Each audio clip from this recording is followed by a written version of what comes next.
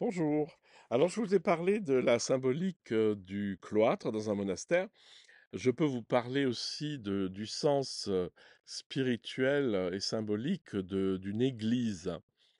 L'église n'est pas du tout laissée au hasard au niveau architectural et je, je vais vous expliquer un peu comment c'est pensé. Donc, une église assez traditionnelle. Donc, vous avez le chœur qui est arrondi comme ça. Vous avez les deux transepts qui sont euh, sur, sur les côtés et vous avez la nef, hein. Donc, bon, c'est l'image du Christ en croix, c'est l'image de la croix. Donc, c'est un corps, quoi. C'est-à-dire que vous avez le corps, les bras et la tête. Alors, ce qui est intéressant, c'est que dans certaines églises, le cœur est légèrement sur la gauche. Et ça correspond au mouvement.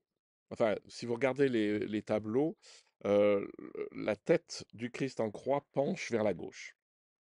Donc c'est juste une allusion.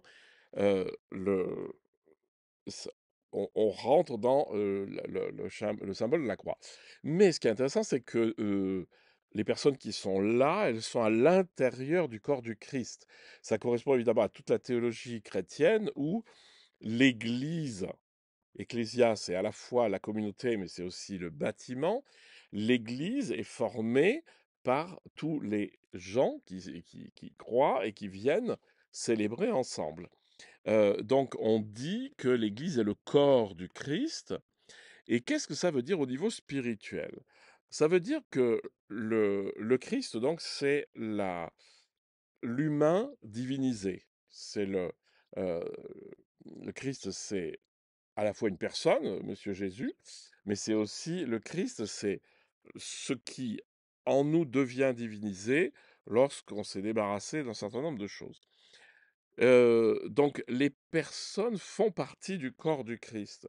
Ça nous dit quelque chose de très fort, c'est que la participation à un corps global, elle se fait avec toutes ces personnes. C'est-à-dire que on n'est pas des entités complètement séparées, mais on est tous ensemble, participants de cette double nature divine et humaine.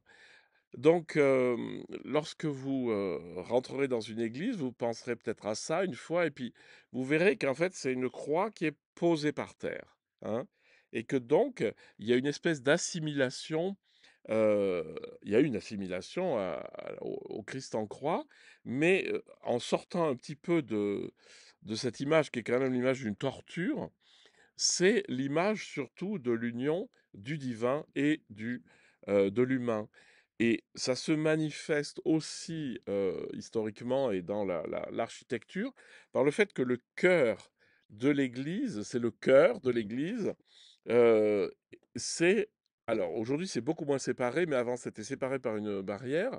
Ça marque l'entrée dans le monde divin, dans l'espace sacré. Voilà donc pour la symbolique d'une église.